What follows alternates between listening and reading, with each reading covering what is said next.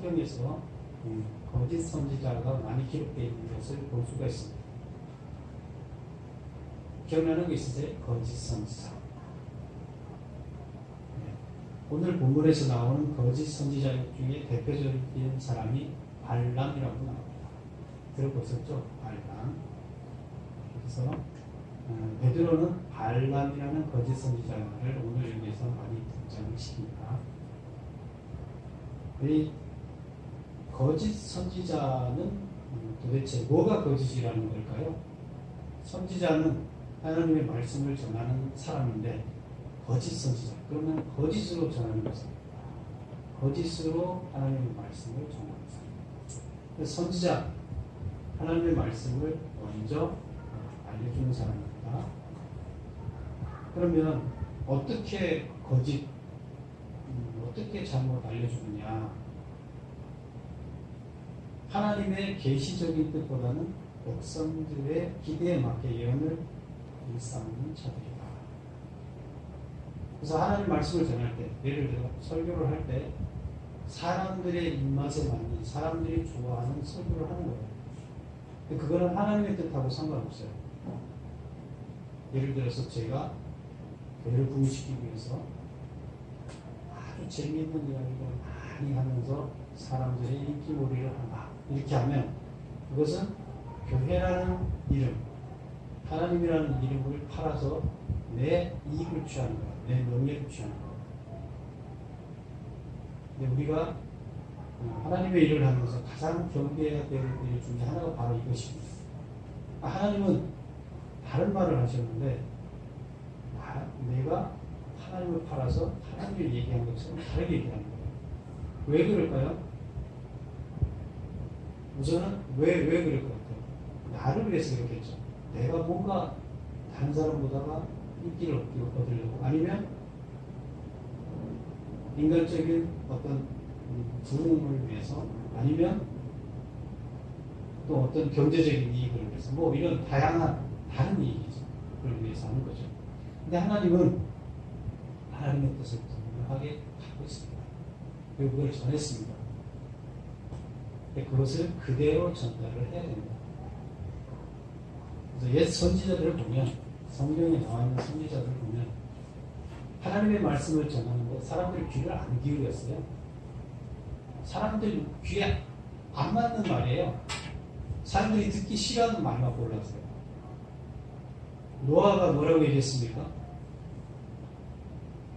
노아가 지금 여러분처럼 살면 어떻게 된다고?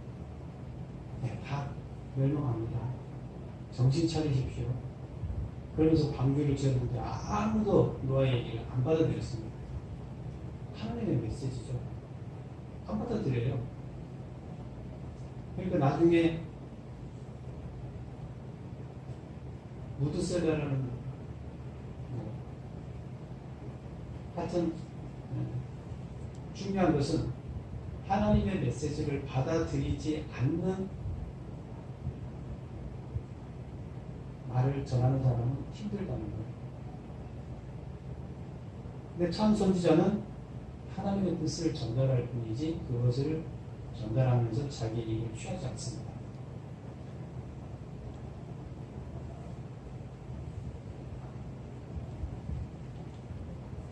오늘날 많은 사람들이, 우리 사람이다 보니까 많은 사람들이 하나님의 일을 하면서 이런 오류에 빠집니다. 그러면 본문에서 오늘 얘기하고 있는, 베드로가 이야기하고 있는 거짓 선지자 말고 거짓 선생이라는 이야기를 합니다. 그럼 거짓 선생이라는 것은 또 어떻게 거짓 선지자와 틀릴까? 같은 거예요. 그런데 구약에 나와 있는 성경에 기록되어 있는 것을 거짓 선지자라고 얘기하고, 지금 편지를 받는 사람, 베드로가 지금 편지를 쓰잖아요. 편지를 받는 사람들이 사람들 중에서 거짓 교사, 거짓으로 가르치는 사람들, 그 사람들을 향해서 거짓 선생, 거짓 교사라고 얘기하고 있습니다. 그러면 똑같은 거죠. 거짓 선지자나 거짓 교사나 똑같은 거예요. 가르친다는 위치에 있는 사람이 아니고서 할 수가 없죠. 그래서 거짓 선생이라고 얘기하는 것은 지도자 격에 있는 사람들이 되겠습니다. 근데 뭐 결국에 항상 우리가 성경을 읽을 때 그렇게 읽어야 되죠. 교회의 지도자, 또 세상에 나갔을 때 나는 세상의 지도자가 되는 거예요. 그래서 믿는 사람들 모두 해당되는 거예요. 근데 여러분 중에 내 편지를 읽는 여러분 중에 분명히 거짓 선생이 있을 것입니다. 이렇게 또 거짓 선생이 생길 것입니다. 이렇게 얘기합니다. 어느 시대나 거짓 선생이 있고 그런데 많은 사람이 그 거짓 선생의 이야기를 듣고 쫓아갈 겁니다. 하나님의 말씀을 듣고 쫓아가는 사람은 오히려 소수일지 몰라도 올바른 선지자, 거짓 선지자의 말을 듣고 거짓 선생의 말을 듣고 쫓아가는 사람은 여럿일 것이라는 거예요. 근데 그게 어디에서 일어나요? 교회 안에서 일어납니다. 그래서 이거에 대한 경계를 하고 있습니다. 그러면서 이제 1절에서부터 3절 사이에 보면 베드로가 무슨 말을 하느냐, 그 거짓 선생, 거짓 선지자라는 사람들은 잘못된 하나님께서 싫어하는 습성이 있는데 그 습성이 어떤 거냐는 거죠. 몇 가지를 나열하고 있습니다. 첫 번째 1절을 보면 그러나 백성들 가운데 또한 거짓 선지자들이 일어났으니 이와 같이 너희 중에도 거짓 선생들이 있으리라. 그들은 멸망하게 할 이단을 가만히 끌어들여 이단을 가만히 끌어들인다. 이렇게 하고 있습니다. 여기서 이단이라는 건 뭐예요? 이단 다른 말씀, 틀리다는 거예요. 틀린 말씀을 이단이라고 해요. 그래서 틀린 말씀, 이단을 가만히 틀린 말씀을 이 교회 안에 끌어들이는 거예요.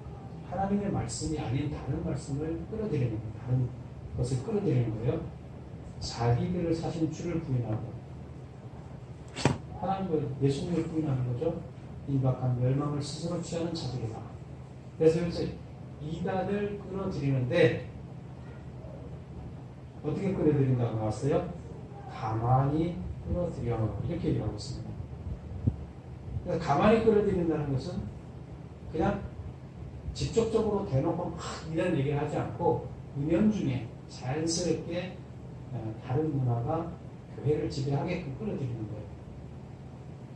오늘날 이단들의 전도 방식이 관련 방식이죠. 베드로가 얘기를 합니다. 분명히 교회에 이런 일이 있을 것이다. 그리고 또 이미 일어나고 있었고요.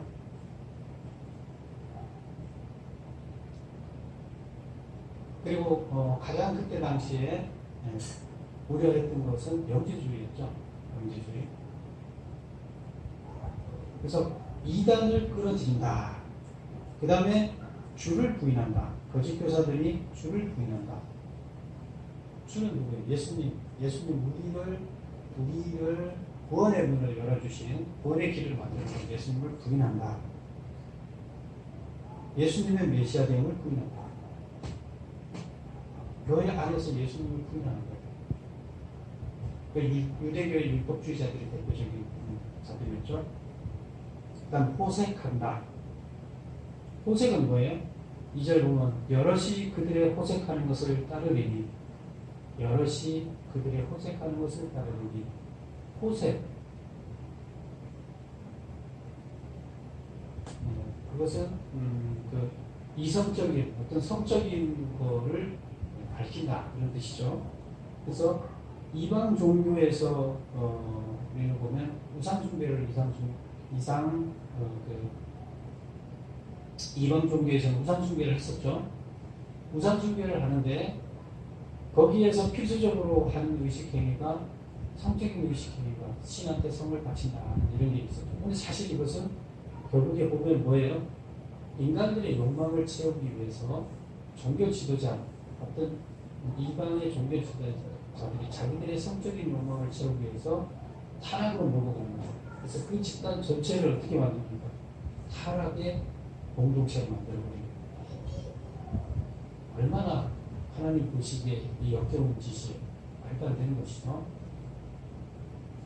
근데 바로 이미 이런 거에 물들어 있던 사람들은 여기서 나오기를 벗어나지 못하는 거예요. 교회에 나오더라도 그게 뭐 나쁜 것이냐. 뭐 이런저런 이유를 대면서 교회의 모습을 끊어뜨리는 거예요. 그래서 거짓 선지자들은 교회 안에서도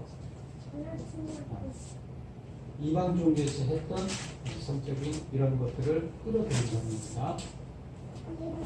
그래서 성적 방탕에 빠지는 것을 의미하는데 그리스도의 삶을 결국에 방해하는 거죠. 그리스도의 하나님이 원하시는 참 경건의 삶을 방해하는 것입니다.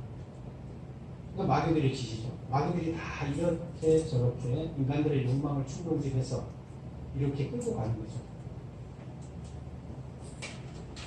그 다음에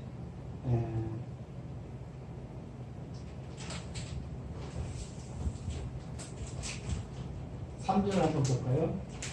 그들이 탐심으로써 지은 말을 가지고 너희로 이득을 삼으니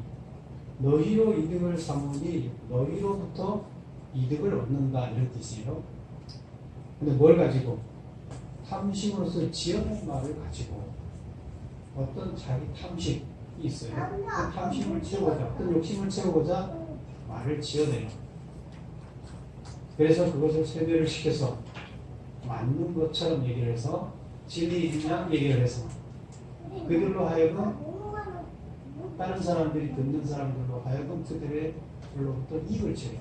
경제적인 이익을 취하는 것뿐만 아니라 그들로부터 헛된 어떤 영광을 얻는 거죠. 이익을 몰아가는 거죠. 그래서 이런저런 것들로 인해서 그들이 너희로부터 이익을 본다. 듣는 사람들로 하여금 이익을 취하는 거예요. 이게 거짓 선지자들이 하는 모습들이에요. 자, 이단을 끌어들인다, 주를 부인한다, 방탕한 생활을 하도록 한다. 그 다음에 자기들이 지어낸 말을 가지고 이익을 보게, 자기들이 이익을 본다. 근데 그러면 결국 이익을 우리는 그들의 이익을 위해서 우리는 희생하는 것이 되는 거죠. 이방 종교들은 대부분 이렇습니다. 참 신을 믿지 않는 신들은 다 가짜 신이고 가짜 신을 왜 만들어내느냐? 힘 있는 사람들이 자기가 신처럼 행사하기 위해서 만들어내는 겁니다. 결국에 거기에 희생양이 되는 거죠.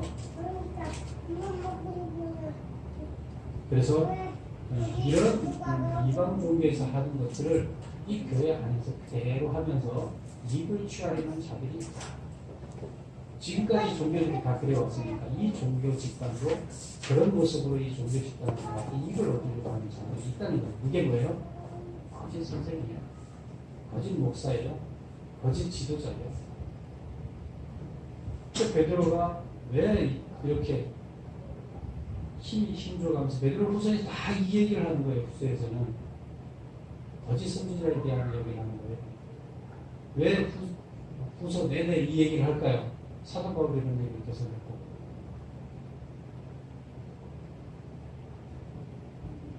반드시 악의 세력들은 이런 모습으로 교회를 무너뜨리기 때문입니다. 우리도 항상 경계해야 됩니다. 내 자신이 정말로 하나님께서 원하시는 말씀을 위해 서 있는지, 내가 듣기 좋아하는 말씀만 듣기를 원하는지, 하나님의 음성을 듣기를, 진짜 하나님의 음성이 뭔지를 듣기를 원하는지 우리는 고민해야 됩니다.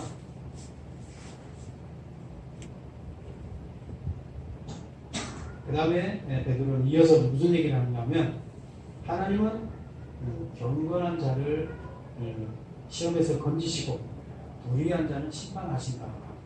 이렇게 이제 이어서 이런 얘기입니다. 경건한 자는 어떻게 한다고요? 시험에서 어려운 시험을 당하더라도 시험에서 반드시 이기게끔 이렇게 도와주신다. 그러나 불의한 자는 반드시 심판한다. 이런 얘기를 이어서합니다. 그럼 이 누구한테 하려는 얘기예요? 불의한 자는 의롭지 못한 자, 거짓 선지자를 얘기했어요. 거짓 선지자들은 반드시 거짓 선생들은 심판을 받는다. 심판을 면할 수 없다 이런 얘기입니다.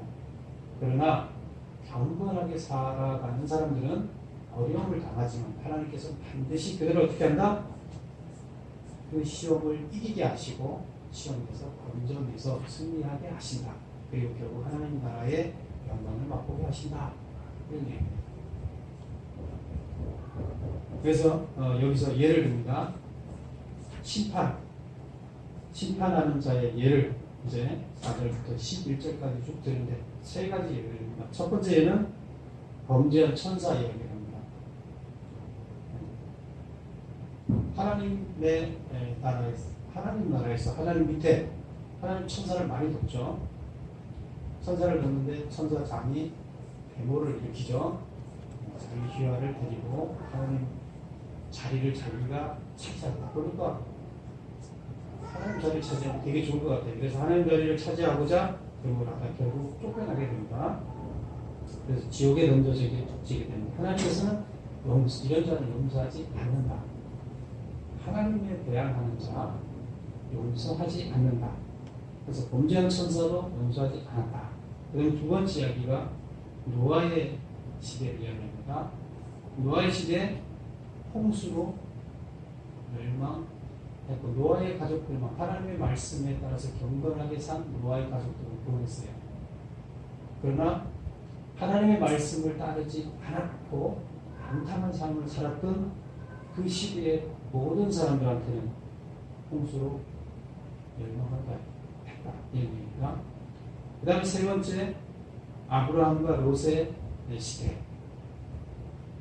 그때 소돔과 고모라 성을 멸망시키죠. 이 이야기를 우리 창세기 중에 잘 알고 있죠. 그런데 이때 고모라 성을 불러 태웁니다. 이것도 그 성이 워낙 타락해서 의인들을 견뎌내지 못하게 만들기 때문에 그래서 하나님께서는 롯을 구원해내고 그 성을 멸망시켰다. 이렇게 베드로는 기록하고 있습니다. 그러면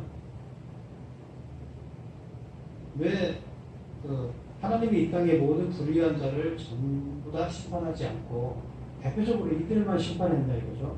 노아의 시대 홍수, 소돔과 고모라 성만을 불태우는 계속 죄 짓는 사람 많고 시대마다 많은데 왜 그들은 멸망시키지 않았느냐는 거죠. 네, 이것은 본보기예요. 본보기.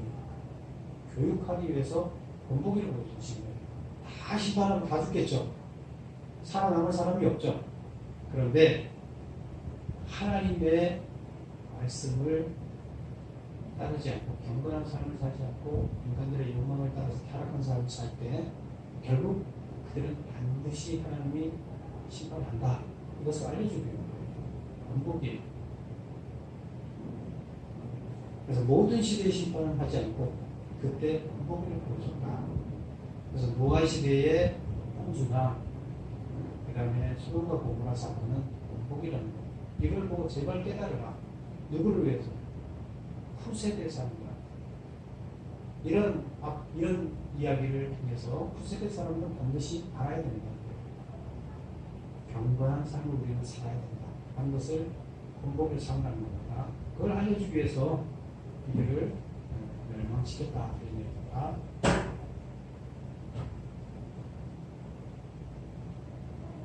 10절을 한번 볼까요? 특별히 육체를 따라 더러운 종욕 가운데서 행하며 주관하는 일을 멸시하는 자들에게는 형벌할 줄 아시느니라. 이들은 방도라고 자긍하며 떨지 않고 영광 있는 자들을 비박하거니와. 특별히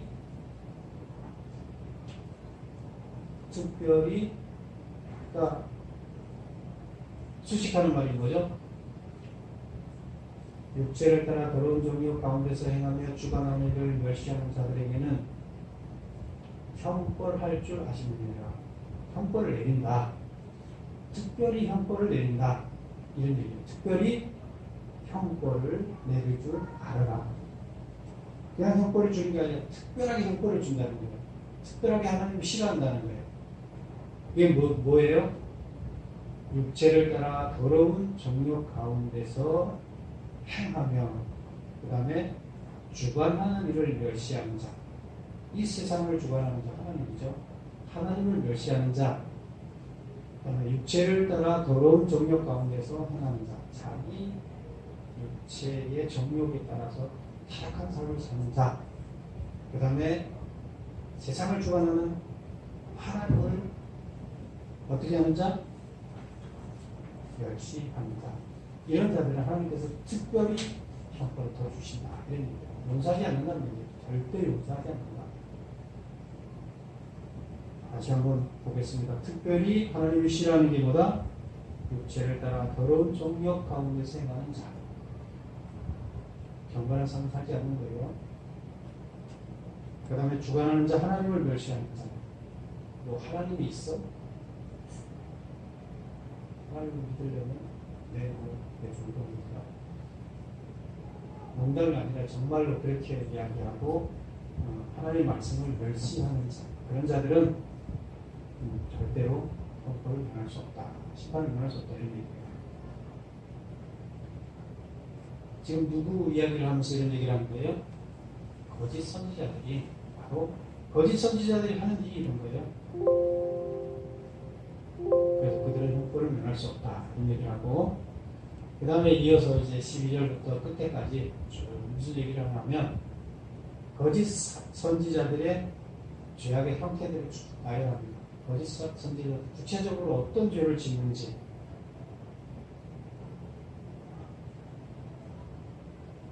그래서 거짓 선지자들의 모습을 나열하는데 우선 한번 볼까요? 2절을 한번 볼까요?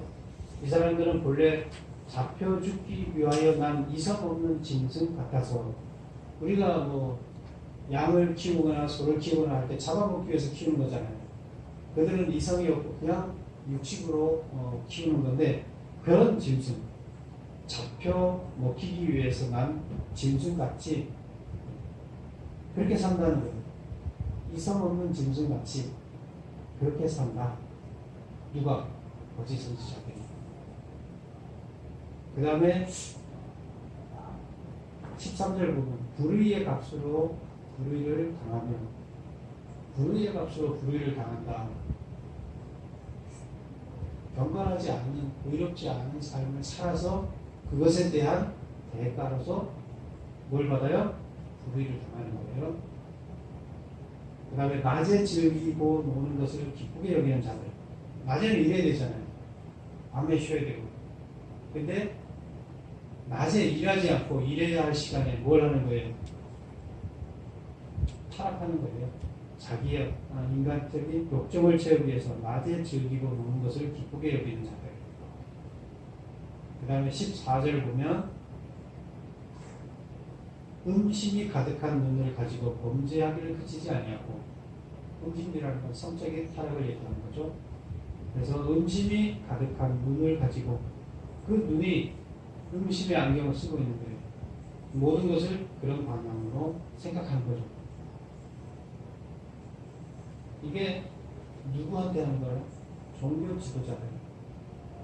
이방 종교를 믿는 사람들의 지도자들이 의식행위 가운데 이런 것을 하면서 뭐가 이런 것 마음이 가득 차 있는 거예요.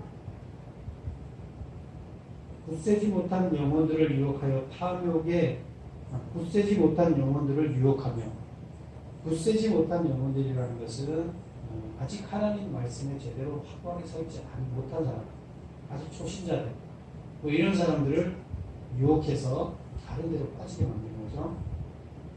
탐욕에 연관된 마음을 가진 자들이 탐욕에 훈련이 잘 돼 있어요. 이게 다 거짓 선지자들을 이야기하는 거예요. 그럼 15절 보면 그들이 바른 길을 떠나 미혹되어 부올의 아들 발람의 길을 따르는도다. 발람은 뭐예요? 거짓 선지자잖아요. 거짓 선지자인데 어떻게 했어요? 거짓으로 예언을 하는 거예요. 돈을 받고 그리고 하나님의 이름을 파는 거예요. 하나님이 축복한다 하면서 거짓 이야기를 하는 겁니다. 그 다음에 17절을 보면 이 사람들은 물 없는 샘이요 광풍에 밀려가는 안개다. 사막에서 샘이 있어요. 샘이 있어서 샘을 깊이 막 10m, 20m 파놓잖아요. 샘이 있어서 샘을 찾아서 들어갔어요. 10m, 20m 내려가면 물이 없어요. 말랐어요. 그래서 물 없는 샘. 이거 그러면 가치가 있어요, 없어요? 아무 가치가 없어요. 바로 거짓 선지자들은 물 없는 샘이라는 거예요. 또 광풍에 밀려가는 안개. 안개는 자욱하게 끼어 있다가 바람이 불면 훅 거쳐버리죠. 그래서 실체가 없어요. 알맹이가 없어요. 거짓 선지자들이 이야기하는 이 말들은 다 이렇습니다. 18절 보면 그들이 허탄한 자랑의 말을 토하며 허탄한 자랑의 말을 토하며 자기를 내세우는 말을 하는 거예요. 그릇되게 행하는 사람들에게 겨우 피한 자들을 음란으로서 육체 정욕 중에 유혹하는도다. 그릇되게 행하는 사람에게서 겨우 피했어. 이건 뭐야? 과거에 어떻게 살았어요? 이방의 종교에 입문해서 살다가 이제 하나님을 믿고 교회에 왔어요. 교회에 와서 이제 간신히 피했어요. 그릇되게 행하는 사람들에게서 겨우 피해서 교회에 왔는데 또 음란으로서 육체의 정욕 중에서 유혹한다. 이 거짓 선지자들은 다시 원래대로 돌아가게끔 유혹한다는 거예요. 하나님 용서하겠어요, 그들을? 19절 그들에게 자유를 준다 하여도 자신들은 멸망의 종들이니 누구든지 진 자는 이긴 자의 종이 되리라. 20절 만일 그들이 우리 주 대신 구주 예수 그리스도를 알므로 세상의 더러움을 피한 후에 다시 그 중에 얽매이고 지면 그 중 형편이 처음보다 더 심하리니. 이게 뭐냐? 처음보다 심해진다는 거. 이방신을 믿다가 하나님을 믿어요. 그러다가 다시 거짓 선지자 때문에 이방신을 믿게 되는 걸 얘기하는 거예요. 그렇게 되면 다시 이방신을 믿게 되면 어떻게 된다는 거예요? 처음보다 형편이 더 어려워진다는 거예요. 뭐 경제적으로 어려워진다는 얘기예요? 영혼이 피폐해진다는 거예요. 그 영혼이 피폐해진데 그 영혼을 회복하기가 너무 힘들다는 거예요. 그렇게 되면. 그래서 처음에 아직 이방신을 섬기고 있는 사람들한테 교회를 가르쳐줘서 하나님을 믿게 해서 올바른 길로 인도하는 것은 쉬워요. 오히려. 그런데 왔다가 다시 돌아가는 사람들, 영혼이 다 피폐해진 사람들, 그들을 다시 하나님께로 인도한다는 것은 힘듭니다. 누가 이걸 힘들게 만듭니까? 거짓 선지자.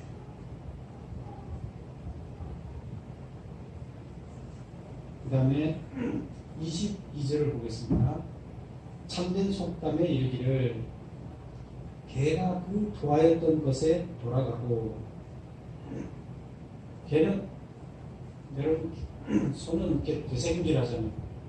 자기가 씹어서 그쪽에서 씹어서 저장을 해놔요. 저장해놓고 다시 시간이 있을 때 꺼내서 다시 씹어서 소화를 시킵니다. 소화를 시키기 위해서 되새김질을 하는 거예요. 근데 개는 되새김질을 할 다른 장소가 없어요. 그래서 많이 먹게 되면 허겁지겁 걔는 있는 데를 다 먹고 그걸 그냥 다시 토합니다.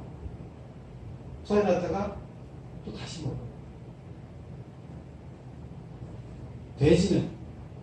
돼지가 씻었다가 지저분하다고 씻어놓으면 더러운 구덩이에 다시 먹어요. 돼지는 뭐가 더러운지 모르니까.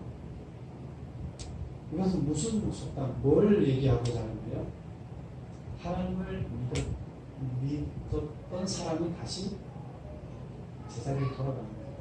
이방신을 믿었다가 하나님을 믿었던 사람이 다시 원래대로 제자리에 돌아가는 거예요. 더러운 대로 다시 돌아가는 걸 얘기하는 겁니다. 개가 토했던 것을 다시 먹는 거니까. 돼지가 씻었다가 다시 더러워지는 겁니다. 하나님을 믿었다가 다시 원래 돌아가요. 누가 이걸 막 합니까? 교회에 나와요. 교회에 나와서 하나님을 믿는다고 교회에 나와서 신자라고 얘기를 해요. 그런데 그들은 어느 위치에 있습니까? 다시 제자리로 돌아가 있어요. 이방신을 섬길 때의 모습으로 돌아가 있어요. 교인이에요. 그런데 돌아가 있어요. 진짜 교인인가요? 아니에요. 교회에 이렇게 이방신을 섬길 때처럼 하나님의 선교와 하나님 그래서 이들이 용서받을 수 없다. 어떻게 하라는 거예요? 어렵긴 하지만 다시 돌아가야 돼요. 그리고 이렇게 다시 사람들을 더러운 곳으로 다시 더러운 구덩이로 다시 돌아가게 하는 거짓 선지자들 만날 수 없다. 절대 거짓 선지자를 못하면 안 된다. 우리 1장에서 무슨 말을 했어요? 말씀을 바로 써요. 말씀을 바로 구분해야 된다. 얘기를 하면서 영의 눈을 키워야 된다. 영적으로 우리가 성장을 해야 말씀을 넘어가지 않는다. 그리고 거짓 선지자들한테 어떻게 얘기합니까? 거짓 선지자들한테 너희들은 거짓 선지자들은 절대로 용서받을 수 없다. 근데 교회 안에 많은 거짓 선지자들이 있다는 거예요. 지금 교회 성도들 중에 많은 거짓 선지자들이 하나님 보시기에 거짓 선지자들이 있다는 거예요. 우리가 하나님 말씀에 바로 서 있지 않고 하나님의 음성에 기울이지 않고 자기의 욕심에 따라서 믿음을 가는 사람, 우리는 기복신앙이라고 얘기하는데 그런 자들은 거짓 선지자예요. 우리들은 거짓 선지자가 되지 말아요. 하나님이 절대로 용서하지 않습니다.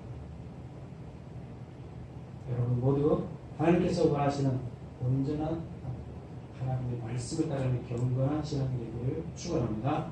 기도하겠습니다.